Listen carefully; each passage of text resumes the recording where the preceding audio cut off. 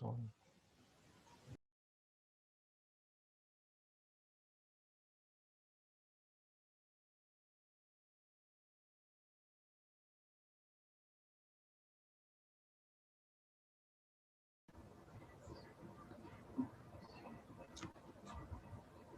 Hello, hi, this is Sujai from Visa. Can you hear me? Yes, sir. A very good morning, sir. Good morning, sir. Hi, Nidhi, morning. Hi, good morning to everyone. I'm sorry Yeah, I was a few minutes late. This meeting is happening on Zoom, and the platform which we are familiar with in Visa is Teams. So I had to log in through my personal device, and that led to some amount of delay. My apologies, please.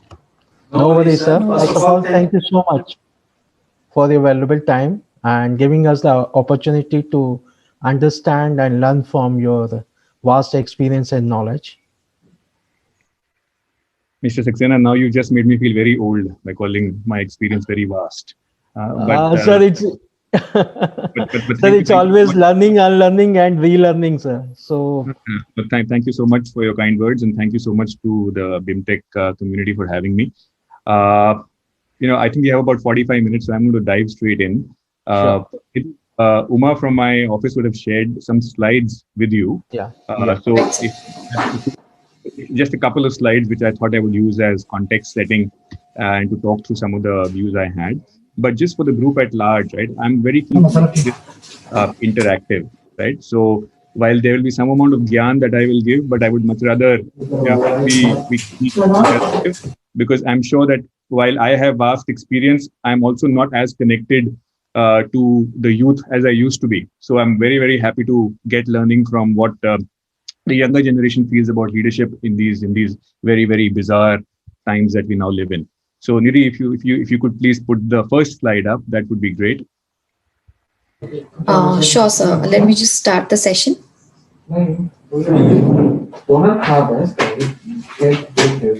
So, very good morning to one and all, and welcome to today's session with industry expert, where we will discuss the leadership skills that will be invaluable post COVID-19. A very well known fact in today's context includes few common statements like this is the time to upskill yourself, or now is the time to make sure you have those leadership skills which are needed not only now but in 3 to 5 years of timeline and whatnot. Basically, investing in the skills that will be in demand in the near future will pay huge dividends for your career trajectory in the post COVID world. On this note, we would like to hear it out from our guest today about what leadership skills and traits will be important in the post COVID world to succeed. Because as a manager, when you step into the business world, you will need to hone these skills to become strong future leaders. So, I, Nidhi Bharadwaj, Officer, Center for Corporate Relation, BIMTech, take this opportunity to introduce him to the students. Mr. Sujai Raina, Vice President and Head of Business Development India at Visa.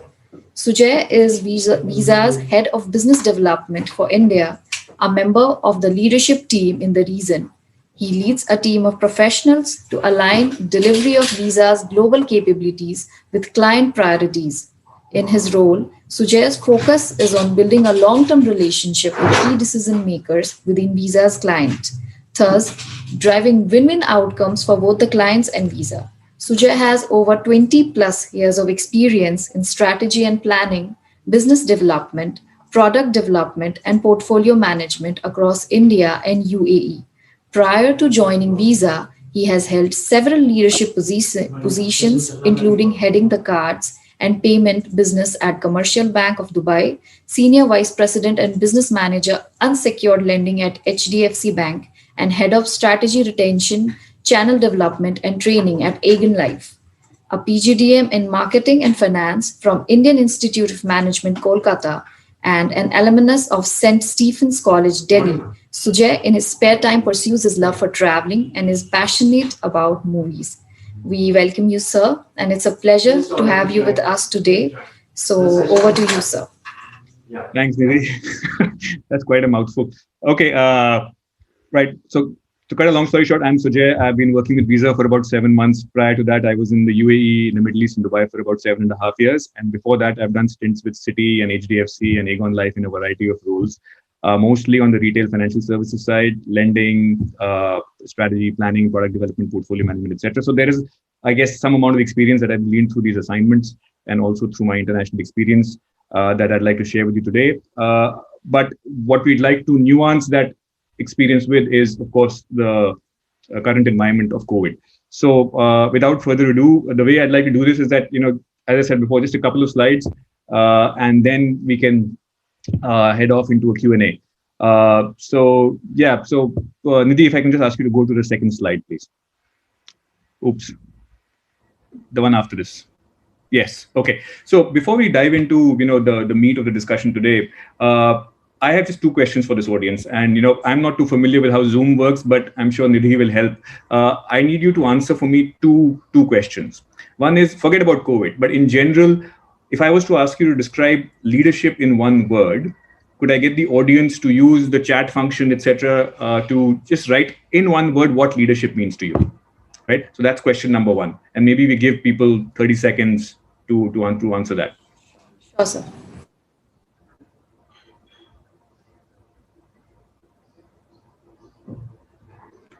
So we've got guidance so far, direction, empowerment, direction, influence, motivation, mentor, empathy, inspire. You guys are taking away all my talking points here. Great.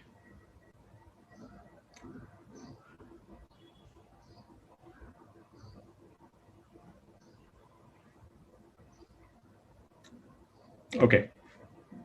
Just to move ahead. So we've heard some. I'm looking at some of these words that you've used. So risk taker, guidance, inspiration, motivation, empathy, trust, resilience, etc. And all of them are very, very relevant, right? So in the ordinary scheme of things, right, all these skills or all these adjectives describe any leader. And we have examples of great leaders in our country, world over, in different fields of life, right? In politics, in sport, in the army, etc. And a bunch of these adjectives could be applied to those leaders. But the idea today is to see, over and above these necessary conditions, right? Is there a set of sufficiency conditions that have been brought about by COVID that need to be applied to leadership to get a nuanced view of what leadership will mean in a post-COVID world? So thank you for sharing. That's great to know, and I'll try and build that into my narrative. The second question is also on the screen in front of you. From your own personal experience, right? What's the biggest way in which COVID has changed your life? Right. So if you could once again, use the chat function just so that I get a sense of what the group is feeling, and then we'll try and answer some of those questions in the later part of the discussion. Ineffective communication. Okay. Made us more tech savvy. Not me, unfortunately, but yes. Okay. Upskilling. Okay. Adapt quickly. Patience and hope. Coping with uncertainty.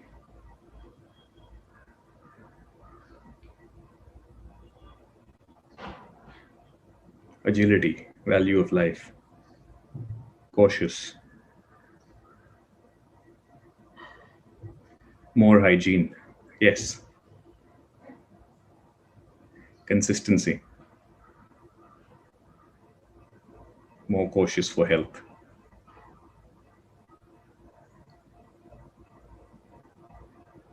More well aware of our surroundings. Okay. Okay, great. Excellent. Guys, thank you so much. So glad to get your views on both leadership per se, as well as the impact that COVID has had on your life. I'm going to use that as a basis for my next slide, Nidhi, if you don't mind, right? And the story I'm about to tell. And I'm going to take about maybe 10 or 15 minutes to run you through this and give you a few examples from my own experience, what I'm seeing happening, in the visa world, so that you can relate to some of these. But I'd like to start off by saying that, none of this is, as the cliche goes, rocket science, right? A number of you called these exact same elements or skills out in the chat. But what I'd like to do is try and give you a context of what these mean in the real world and how I've personally seen these coming together to form a virtuous cycle, right? So these are all equally important. It's not one before the other, but used in tandem, I think these will provide a very, very strong foundation for you as individuals, but also for organizations as they chart out the post-COVID world. So let me just start off. I'm going to be referring to some notes, so please don't mind if I don't look into the camera. But okay, let's start off. And I'm going to start off with communication, right? So communication, in its most basic form is about relationships, right? So especially in the leadership context, right? So it's not a one-to-one relationship that you have, it's a one-to-many, but communication is really, really fundamental. And why is it even more so in today's post-COVID world, or in today's COVID world, is because people are uncertain, right? This kind of event, as we are all aware, has never happened in our lifetime. In fact, hasn't happened in the last 100 years, right? And it's led to people being fearful, people being anxious, people being uncertain, right? And people craving information and certainty. And in that context, right, when you apply what leading organizations or leaders do, right, communication becomes so much important, right? And unlike in a regular world, right, in the pre-COVID world, information used to get communicated through a process that we call in the corporate world information osmosis, right? You could poke your head into someone's cabin and have a quick chat. You could get the office gossip and the latest happenings over the coffee machine, right? You could catch up, over lunch or over a drink, right? So there were so many informal ways, right, in which you could come up to speed with respect to what was happening in the world, in your organization, etc., etc. As a result of COVID, as we are aware, all of that has been turned on its head. And hence, it's very, very important for us and for leaders in particular, right, to over communicate, right? And what that means is that in order to give people certainty, in order to ensure that people are aware, in order to ensure that there is consistency in what you're going to be doing, right, over communication is very, very critical. And in the real world, what that means is you have to convert these informal ways of catching up with people, right, into formal programmed ways of catching up with people and informing them. And this could be either in the form of, let's say, one-on-one meetings. It could be in the form of skip level meetings that you do with people not who are directly reporting to you but below you, right? It could be in the form of a weekly huddle or a morning 20-minute catch up. It could be in the form of a webinar that the leader of your organization does on a monthly basis with the entire organization. It could be in the form of town halls, right? So a lot of these communication modes, right, have become very, very important to ensure that people are not anxious about what's going to happen to them, right? And some of the questions that get answered in these informal and formal catch up through these programmed modes of one-to-one meetings or webinars or town halls, etc., is, hey, where is the company headed? How are we reacting? Do I have a job? Is there going to be a pay cut? These are precisely the kind of questions, right, that people have in an environment which is as uncertain as this. So over communication and programming communication, right, through these formal modes has become very, very important for leading organizations and for leaders in those organizations. The same thing is true for your clients as well, right? Your clients are equally uncertain because their business model has turned upside down, right? So we are in the cards and payments business. And as you're aware, as a result of the lockdown and social distancing and obviously borders being closed, etc., right? A lot of the business that cards companies had, right, through travel, through shopping, through, dining, entertainment, etc., at least in the early part of the lockdown, went completely kaput. As a result of which, clients didn't know what to do. So it was incumbent upon Visa, once again, right, to inform clients as to what's happening in the industry. What are their peers doing? What's happening in other parts of, say, the Asia Pacific region where the lockdown isn't as severe? So as we're aware that in some markets like, say, New Zealand, right, they entered the lockdown early, so they were able to get out of the lockdown early. and hence their economy and their business model had some learnings and nuances which could be fed into the Indian context. Similarly, because of social distancing, face-to-face transactions that happen using cards reduced significantly. But because people were stuck at home, e-commerce transactions, right, which happen online, you're using your cards for purchases online, right, increased significantly. As a result of which, our clients had to be brought up to speed on how to change their business models from being face-to-face based to e-commerce or online based. Another couple of things on communication, right? So it's not just one-way communication. So I talked about these one-on-one meetings and these huddles, etc., where you glean a lot of feedback from what your clients or what your team members are saying. But it's equally important for you to get this programmed feedback from your employees through ongoing surveys, right? You may believe that everything is hunky-dory. I've had a chat with my team. Everybody's motivated. I've reassured everybody, etc. No problems there. But at an organization level, if we want certain changes to be made to the way we run things, right, it's important for us to once again program ongoing surveys which check to see what people's views are, right, on steps the organization has already taken, what their views are in terms of, say, things like returning to office, right, how they would like that to happen, right? So that at all points in time, this over communication, this information flow, right, can be put together in the form of a structured approach to what the organization wants to do, right? Last but not least, in every organization, and this is very important as a leader, right, let's face it, there are some people who are key talent and there are some who are not so key, right? So as a leader, the engagement and the communication that you do, right, with your key talent is much, much more important, because you don't want to lose your best people, right, as compared to others who may not be key talent, right? So it's important for you to mentor them. For new people who are joining, it's important for you to introduce concepts like a buddy system, so that a person who's joining an organization in COVID, who's perhaps, and someone like me, by the way, I moved from Dubai to Mumbai in July last year, smack in the middle of COVID, and I haven't been to office yet. I haven't met my boss. I haven't met my team. I haven't even met any of my clients in person, right? So for the last 7 months, I've been working from home. But one of the things that Visa did well, right, was to create a buddy system, right? So essentially to help people who are being onboarded virtually in this COVID world, right, to navigate their way through the various onboarding processes, right? What trainings to complete, how to open a bank account, right? How do I get my ID card, right? How do I get my laptop, right? Things like that. So that buddy system, right, is something that Visa has instituted. And once again, it talks to the same things we spoke about earlier, which is the need for certainty, the need to reduce anxiety, and the need to acknowledge that the pandemics has impacted people across the board. Okay, so that's the first thing about communication. So we're saying over communication, programmed communication with employees as well as with clients, two-way communication so that you get feedback on an ongoing basis, right? And for your key talent, figure out a way of ensuring that we mentor them. For people who are joining newly, ensure that you provide some sort of support in the form of a buddy system so that they feel at home in the organization that they've joined. Okay, moving on, right? Flexibility.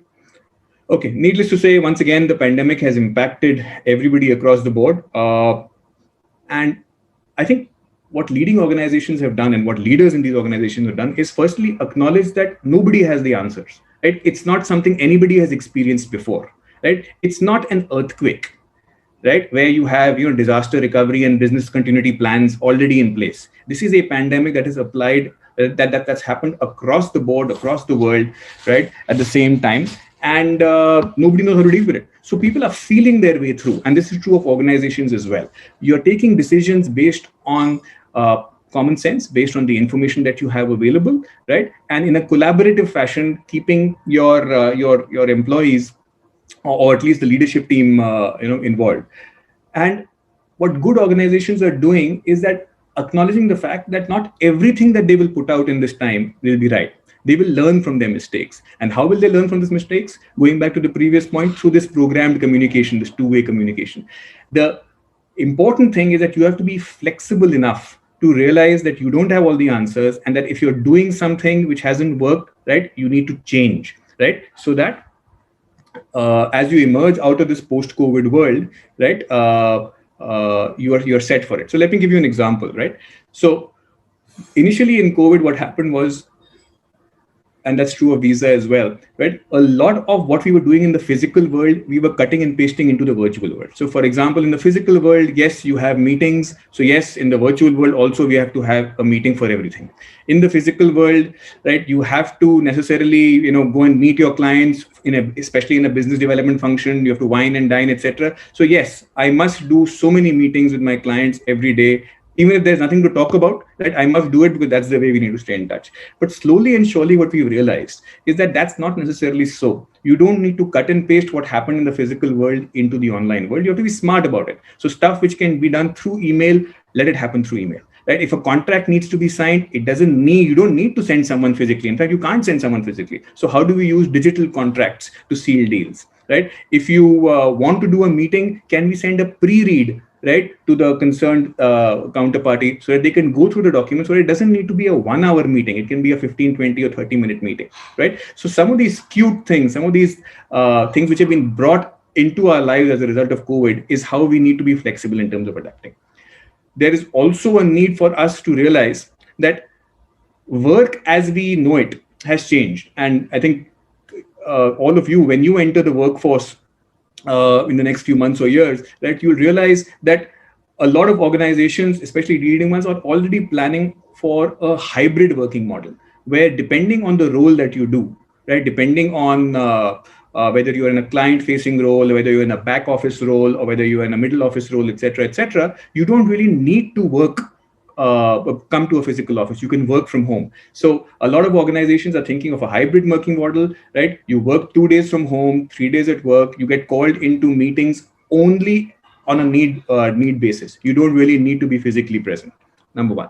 A lot of governments are changing the way they approach work as well. So so for example, the Dubai government has introduced a new virtual working program where overseas professionals can come and live in Dubai for a year while their office is somewhere else, right? And the reason they've done that is because Dubai as an economy runs on tourism, right? They don't have too much oil. The oil is mostly with the sister emirate Abu Dhabi, right? So they run on trade and tourism. So they've evolved their visa model to get people who are not safe in their original countries to come to Dubai and actually sign up for work from there. Right. Within Visa, we've implemented a number of changes to our model. We've allowed people, to go back to their hometown. So, a lot of people wanted to go back to be close to their parents, right? So somebody working in Bombay has parents in Calcutta. So we said no problems at all, because we're all working virtually. It doesn't really make a difference whether you're working out of Bombay or Calcutta. So please go and stay in Calcutta. And that's how some of my colleagues have been working. So we have colleagues who are in Amritsar. Some of them are in Calcutta. Some of them are in Goa, right? For other reasons, right? But essentially, we've created a flexible working model, and that's the way life will be in the future. And the sooner organizations and individuals who are entering the workforce adapt to it, the better, right? This also has implications, and very relevant for this conversation, on the way companies hire, right? So for certain functions, like you may have become aware that one of the they say data is the new oil, right? So there's an entire industry being built around data science and analytics. And specifically from a data science perspective, organizations are not bound by physical geography. They're looking for skills, irrespective of whether the skill is in Asia or in Africa or in Europe, etc. As long as we find the right person for a function like data science, it doesn't really make a difference in terms of where the employee is located, right? So flexibility in working models, hybrid approach to working partly from home, partly from work, being called into work only for specific meetings, splitting the workforce into a team A or a team B, so that from a hygiene perspective, at any given point in time, you only have a limited number of people coming into the workforce. These are some of the steps and some of the things that that leading organizations are doing and thinking of in a post-COVID world. Okay, I'm moving on to agility. So this is a nice big word, right? And it's management jargon. I actually did some research, and it seems Harvard Business Review calls agility taking people out of their functional silos and putting them in self-managed and customer-focused multidisciplinary teams. right? Now, that is really, really a mouthful, right? And what that means in simplistic words is that as an employee, right, you work for the organization. You don't work for a particular department or for a particular unit. Pre-COVID, right, when things were nice and hunky-dory, right, we used to be wedded to a particular organization structure. So if I've joined in a business development function, my job is narrowly defined by what business development is. Similarly, for my colleagues in product, for my colleagues in marketing, for my colleagues in risk, etc., etc. What COVID has thrown in our face is that, listen, you can't be wedded to this organization structure anymore, right? Business has been impacted no matter which way you cut it. Your top line, your revenues have reduced. So you have to do more with less. And hence, there is a need for us to be agile and a need for us to be prioritized, where resources get moved, right, to focus to focus on areas that are important in the here and now for an organization, right, to build for the future. So if it, let's say I'm in a sales role, but the clients that I manage, right, contribute only say 2% to the overall top line. But there is a need for someone, right, to work on a very important strategic project linked to a new product launch, and the organization can't hire because nobody's hiring these days, right? In the COVID world. So what organizations like Visa are doing is saying, hey, listen, Sujai, we know you're in the sales or business development function, but I think it makes a lot of sense for you to also either additionally manage this role in the product function for this important rollout, right? Or, right, we'll figure out a way of remotely managing your clients, right? You don't really need to be in touch. Your skills and your time and your resources are much, much more better applied, right, for this other strategic priority in the product function. So agility essentially in the organization context is taking on the meaning of not being wedded to organization structures, but going where the priorities are, reallocating resources, right, and ensuring that people are either able to take on additional responsibility or focus on priorities which are much, much more important. Right. This is also true in the way, as I said before, how we deal with our clients. So as you can imagine, because of borders being shut and travel stopping, right, some of the benefits that, say, card companies provide, right, to their clients, to their cardholders, like, say, free lounge access, are no longer very relevant, right? So in the keeping the spirit of agility in mind, as a card and payments company, right, we had to change the benefits that we offer to our clients from being focused on travel, right, and lounge, to being focused on e-commerce. So as you can imagine, some of the categories where people have started spending in the COVID environment are on online education, or health and well-being, or insurance, etc. So we've changed the benefits that we offer to our clients from being travel focused to being focused on these really, really essential, more contextual categories, right, to pivot and to be more agile, right? Right. The last thing I'd like to say in the context of agility is, in the fintech world, there is this adage that we know that when you're putting out a fintech, only 1 out of 10 fintechs perhaps succeed and get to a stage where you get funding and you eventually scale, right? So there's this adage that if you have to fail fast, right? And I think that's what the maxim is as far as agility is concerned, even for a large organization, right? The ability to pivot your priorities, the ability to learn from your mistakes, the ability to restructure or realign resources, right, in a very, very responsive way, right, has never been more important than it is now, right, in the post-COVID world, because of the challenges that we are currently facing with respect to reduced top line, reduced business opportunities, et cetera, right? So doing more with less and doing it in a responsive way. Which brings me to the next point, which is well-being. And once again, just to remind you, these don't necessarily need to go in this particular order, but these need to be seen in tandem. Okay. One of the things which all of you, including me, right, are worried about is health and safety and our well-being, right? You're worried. I'm sure each of us knows someone or some, perhaps we ourselves have been infected by the coronavirus, or we know someone who has. And hence, from a leadership perspective, it's very important for individual leaders and organizations to send out a consistent message of employee well-being. And what that means is that it's not okay to say that, hey, we will not do any meetings after 5:30 p.m., right? right? But you have to walk the talk. And what that effectively means in the real world is that you have to commit, right, to employee well-being. And let me give you a few examples. So in the case of Visa, right, what we've done very, very clearly is at the start of the pandemic, the first thing we said was that employee safety and well-being is our number one priority. And as a result of which, the organization came up with this framework where it classified our various country operations or offices as level 1, 2, 3, and 4, right, depending on how bad the infections were in that particular geography. So level 4 is actually where we are right now in India, where things are getting better because of the reduction in infections and the vaccination rollout, but still not in a situation where public transportation is open, or schools and colleges have opened, or people are coming out. So we are still at a particular level, and as a result of that, the communication to the team was nobody can be forced to come to work. We care about your health and well-being until we are convinced that the situation has improved significantly, right? Nobody will be forced to come to work, right? And that's something that has been implemented consistently, right, all the way since March of last year within the Visa world.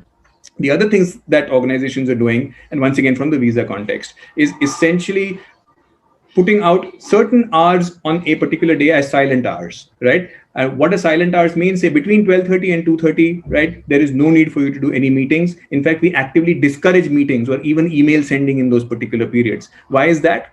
Right? Because we realize that people are in different contexts, right? Some people have young kids at home, some people have chores to run, some people have, maids to worry about, some people have aged parents staying with them. So you need flexibility, right, during the day to be able to manage your personal work. Similarly, one of the things which Visa has done is that on Fridays after 2:30, there are going to be no internal meetings.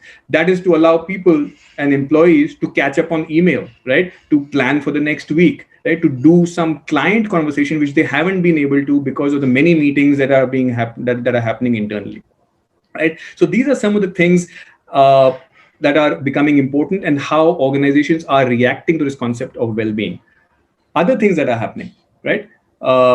And all of this talks to how you remain relevant and how you connect with your organizations in this very, very strange time. So this chair that I'm sitting on, for example, is not a chair which I have. This is a chair which has come to me from the Visa office, right? My laptop has come to me from the Visa office, right? So in order to enable people to be comfortable in a home working environment, right, the organization has allowed, right, you to get the chair you're comfortable in, to get the laptop that you've been familiar with, or the desktop that you've been using at work. And all of this has been done to ensure that there is no disruption, right, as far as the employee is concerned, right, in the tools that are provided to him or her to succeed. The benefits that organizations are offering to their employees have moved from being, hey, all cash, right, to some amount of benefit in kind, which can be used by the individual for upskilling. So we talked about upskilling a bit in the response to the chat, right? So a lot of organizations are realizing that working from home, right, gives employees the flexibility, right, to invest time and in upskilling themselves. You can either do an executive education course. You can, so if you have an interest in learning a new language, that makes absolute sense. There are also some more leisure focused options. If you want to learn a musical instrument, if you want to sign up for let's say a fitness program, right, or a wellness program, these are the kind of benefits that leading organizations, right, are investing in as far as employee well-being is concerned. And essentially what that means is that you have an allowance that the organization is funding, right, for you to partake of some of these benefits like executive education or learning a new language, etc., right? Lastly, right, in the concept of well-being, right, how our honorable Prime Minister had this concept of chai pe charcha, right? So some of the cute things that organizations are doing is creating the concept of a virtual happy hour. I'm sure some of you are familiar with what happy hour is, but a virtual happy hour is where at the end of the day, a bunch of employees get together and try and simulate what a real happy hour would do. Not necessarily with adult beverages, but coffee works just as well, right? But all of this is being done to drive home the feeling of employee well-being, which is so critical. right, as far as COVID is concerned. Okay, couple of other things, and I'll be quick so that we have some time for the Q&A, right? Uh, Trust and empathy. I'm going to try and do both together. Okay, so trust is critical to any relationship, but it's become so much more critical in the COVID world, right? Because depending on who the individual is, or depending on the organization, right, you had organizations reacting very, very differently, right? So you have some companies that have gone to the extent of monitoring the keystrokes or surveilling their employees, right, to ensure that they are not goofing off while they are working from home. And there are others, right, who are saying, hey, listen, my job is to give guidance, my job is to give direction. I'm talking about individual leaders here, right? And I don't really care, right, whether the individual is working from 9 a.m. to 6 p.m. or whether he's working for only 5 hours a day, as long as the output happens. So good leaders are the ones who are providing macro guidance, right, focused on output, and letting their teams and their managers, right, do approach that output in whatever way they feel like, right, in this particular world. So you don't necessarily need to meander, you don't necessarily need to hover over the individual, you don't need to micromanage him. Actually, you're doing macro management, where you're giving a direction, you're giving some guidance, and then investing, right, in the employee to ensure that he or she delivers, right? Lastly, on empathy, right, linked to well-being, but it comes down to what is being called in the literature compassionate leadership, right? So some of you may be aware of Jacinda Ardern, who's the Prime Minister of New Zealand, right? And she's being hailed as this leader who sort of not only kept New Zealand away from the worst of COVID, but has a reputation of being an extremely compassionate leader. And I think one of the things which she's done very, very well, right, not just in the light of COVID, but also if you remember a year and a half or so ago when there was a terrorist attack in New Zealand, is to reach out, right, to the affected parties, right, and be very, very assuring, reassuring, communicate effectively, right, so that everybody realizes that this is someone who cares about them. And it's not just about, mouthing platitudes or, or sticking to a particular political script, right? And this stems from, acknowledging and accepting that in the COVID world,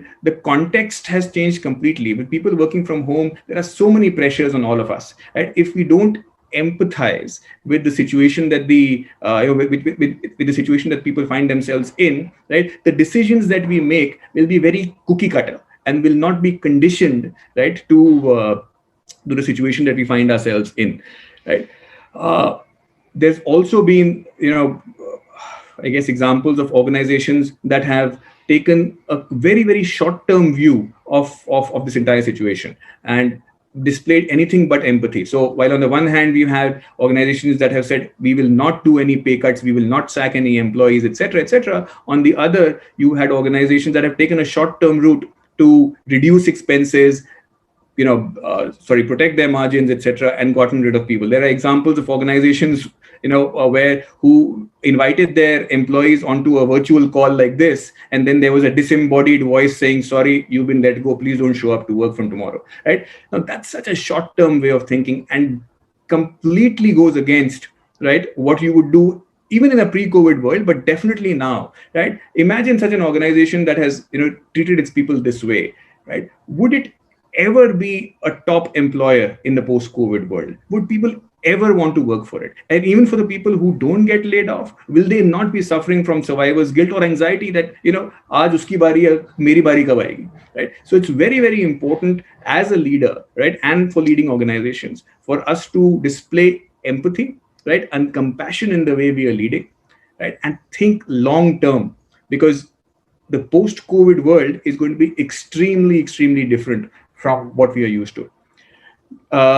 Guys, this is all from me, and I just like to end with reiterating the fact that perhaps nothing of what I've said today is new to you. These are all words and concepts that you're familiar with, but I hope I've been able to sort of tell you that when used in tandem, right, and through the examples that I've listed, visa or outside, right, it creates a virtual cycle, and it provides the basis for an organization to be a leader amongst its peers. It provides a basis for this particular set of organizations to attract the best talent and retain that talent. And that's going to be critical, right, as we emerge into this post-COVID world. That's it from my side. I'm happy to hear any questions and see what your views are.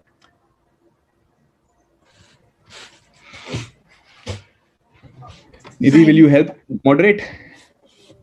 Thank you so much. Good morning, sir. Such an engaging session. Tanvi, just a minute. Yeah. So, sir, we have many questions in the chat box, and I'll be taking them one by one so that there is no queues. So I may not be able to answer all the questions. I have about 15 minutes, so let's just go down the list, and happy to answer as many as possible. Not an issue, sir. Okay. Not an issue, sir. So, first question is from Ashi Mittal. She's asking, what is the one change post COVID-19 that corporates should take forward with them even after things are back to normal? Okay. So I think I'm just going to go back to that virtuous cycle I showed you, Atmi. So, communication is key, right? In the absence of that, everything breaks down. Why? Because as I said before, leadership is essentially a one-to-many relationship, right? So if you do not if you don't have consistent communication, if you do not, especially in a COVID world, program that communication and allow that communication to be two-way, I don't think organizations will survive. And as I said before, it's not just about communicating with your employees, but also with your customers, right? Your customers or clients have to realize that you're there to help them. So anything that you can do in terms of, helping them pivot, helping them adjust their business model, providing thought leadership on what's happening in other parts of the country or other parts of the world amongst their competition, et cetera, will be very, very well received. So communicate, over-communicate, programmed communication, two-way communication is what I would say. Okay, sir. Thank you so much. Sir, our next question is from Bhargavi. She is asking, many employees will be feeling anxious about the prospect of returning to the workplace. What can be done to sensitively and proactively gauge their feelings and provide support in the immediate term? The employees have a renewed appreciation for health and hygiene. How can the employers and leaders ensure they are confident and that they are also equally as committed? Okay, so 2-3 things. Once again, on communication, you have to keep the employees informed at all times as to what are the plans of returning to office, right? And that, in the case of Visa, what that means is informing employees as to what level the organization has been classified at, right? And if there's been any change to that level. And the way we do this is that there is a return to office committee that has been set up, which has members of HR, business, administration, etc. Their job is to keep track of what's happening, as far as the external world is concerned. So, the vaccination rollout, what's happening in terms of the government directive on public transportation, schools and colleges opening, etc., etc. So that's one bit. The second is to get a sense through these two-way communication, these surveys I was talking about, what do employees feel about coming back to work and what are some of their concerns? So, for example, some employees may say that, hey, I have aged parents at home. I'm not too comfortable coming back to work yet. Or I have, a young baby at home. I don't want to come back to work yet. Right. So it's important for the organization to take cognizance of that. And in the concept of, reimagining work, figure out how that particular individual, right, depending on the function he or she is performing, right, can continue to work from home in a hybrid way. Number 3, of course, is that for people who are actually coming back to work, you have to ensure that the office follows all the well-being and safety guidelines that you have now come to expect. So disinfection, following that team A, team B concept that I said, so that only 50% of the workforce is perhaps present in the office at any given point in time, ensuring that meetings with external clients, etc., are minimized. Even things like disinfecting workstations. If you have a let's say a cafeteria in the office, then there is no all the food that is being sold through the cafeteria is now packaged food and not being cooked right there and then. So I think a lot of organizations have realized that the world has changed completely. That just because we've been vaccinated or COVID is no longer that rampant, things will not automatically go back to normal. My personal opinion is that human beings, tend to have a recency bias. So two years down the line, everybody will be back to normal, right? Is my personal belief. But organizations obviously have to prepare for what they are seeing happening in the external world, and these are some of the steps that they would take. Thank you, sir. Sir, our next question is from Sneha. She has asked, going forward with the COVID-induced skill changes, should a MBA graduate strive to be a generalist or a specialist? So I think that question has nothing to do with COVID, right? That question has come down, has been asked through the ages, right? Of whether a person should specialize in one function or become a generalist. And there is no right or wrong answer. What I can say is that as a result of COVID, right, there are certain specialist functions, and I gave the example of data science, right, where the entire pool of hiring or the scope of hiring has changed completely. So you can be an organization in India, right, hiring a resource out of the US or out of Africa. Now that may not be possible, right, in a sales and business development function, right? I can't be in America and try and service clients in India for a variety of reasons, least of which being the time zone difference, right? So I think it comes down to the individual. It comes down to what you want to do, right, from a career perspective. And there are no right or wrong answers. And by the way, a lot of people have started off as, sorry, just give me 1 second. A lot of people have started off as specialists and become generalists, or have started off as generalists and become specialists, right? So if I look at my career, right, I started off largely in sales and distribution, right? I moved on to product management. I've done portfolio. I've done strategy. So there really doesn't need to be, one particular approach that you're wedded to, right? The world is changing so fast, right? And there are so many opportunities that are going to get created as a result of COVID that you can start off down one path and change whenever you wish, right? But yes, to answer your question, for specific functions, right, such as, data science, as I said before, IT, etc., right? You may need to invest in skilling yourself for those opportunities, much more so than if it was a more general role in, say, business development, etc.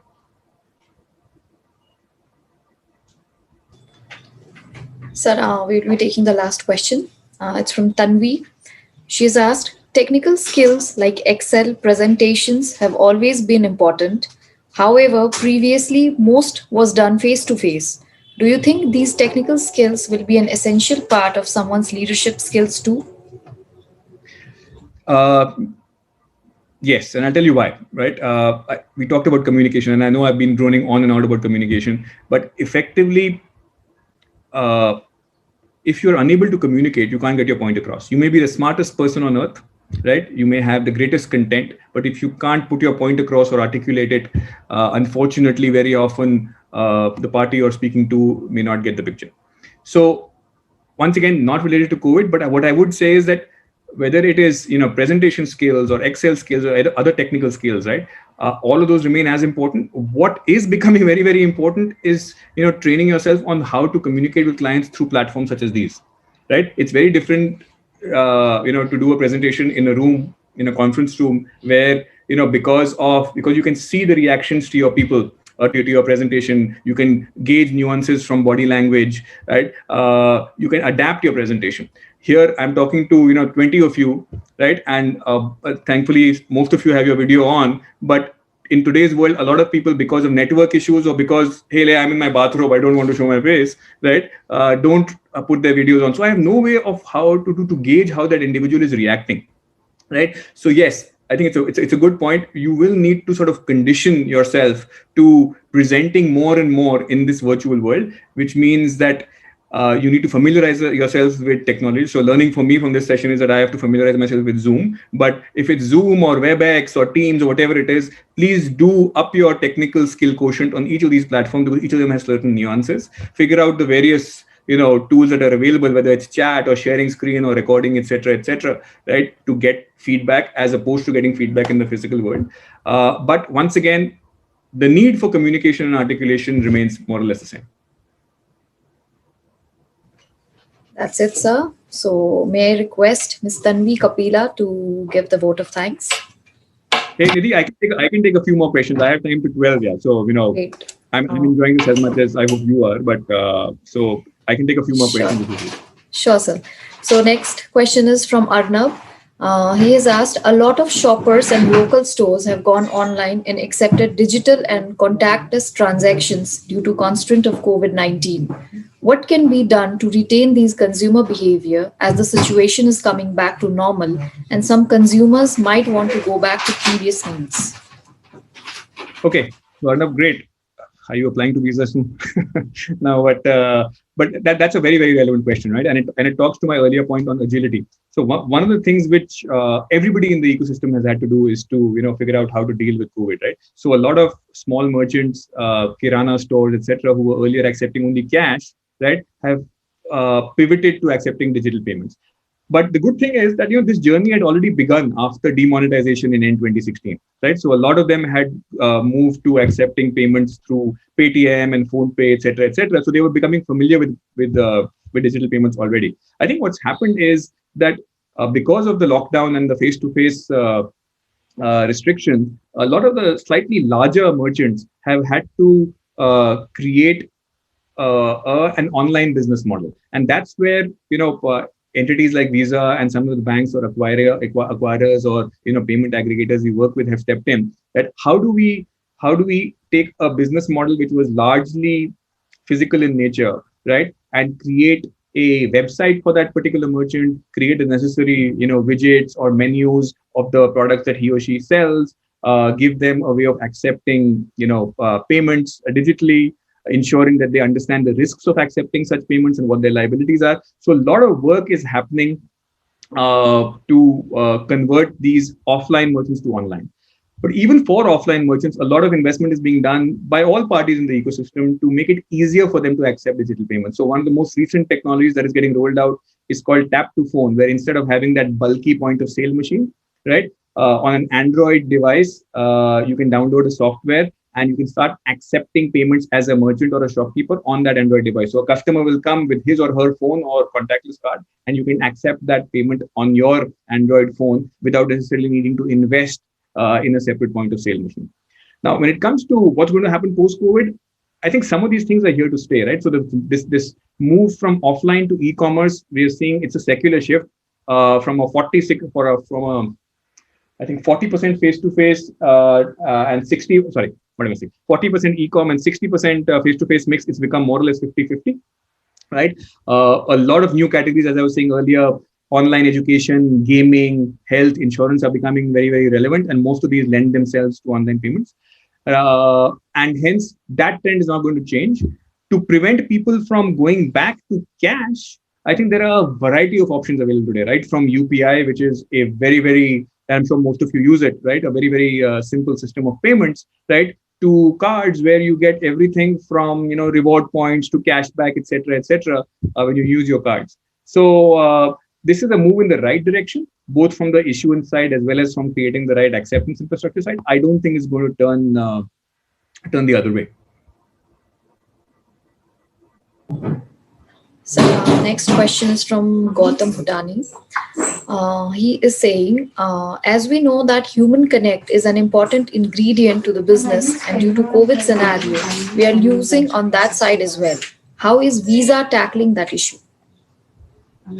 Okay, so 2 or 3 ways, as I was saying earlier. One is communication and programmed communication, right? So whether it is our CEO, Mr. Al Kelly, who used to earlier just do a quarterly town hall, and now there is a weekly video that he does, right, to keep the organization apprised of what's happening in the Visa world, and that gets sent to all of us on email. And typically, what he does is that every few weeks, he has someone senior from the Visa world talking through one particular topic, right? It could be, the future of data. It could be on how small merchants are being brought into, online payments. It could be risk.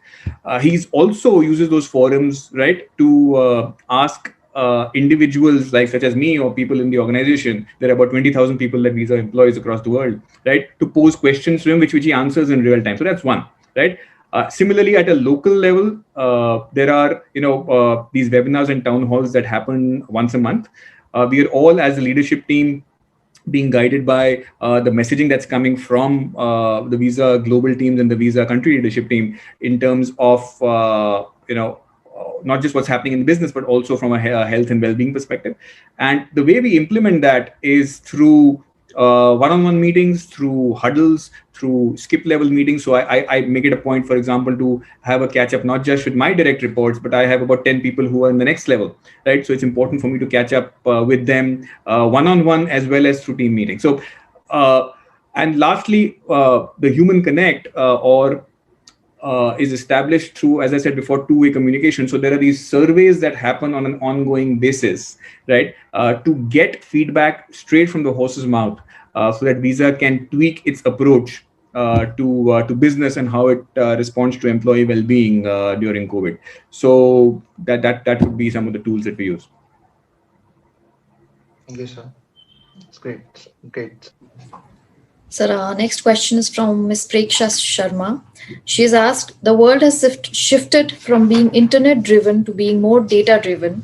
What will be your advice to the present generation on the same? How can one work on his or her analytical skills? Okay. So yes, there is the cliche that data is the new oil, right? And hence, and I have a 15-year-old son, so I keep telling him 2 or 3 things which are going to become important in the near future, right? Because the need for data, and Visa being the largest payment network in the world, that has access to so much data. There are literally millions of transactions every second that are being processed by Visa. So those transactions themselves tell us so much about who is spending, where they're spending, how much they're spending, what they're spending on, etc., right? So being able to analyze data, structure it, gain insights from it, and then articulate it, right, is going to be extremely, extremely important.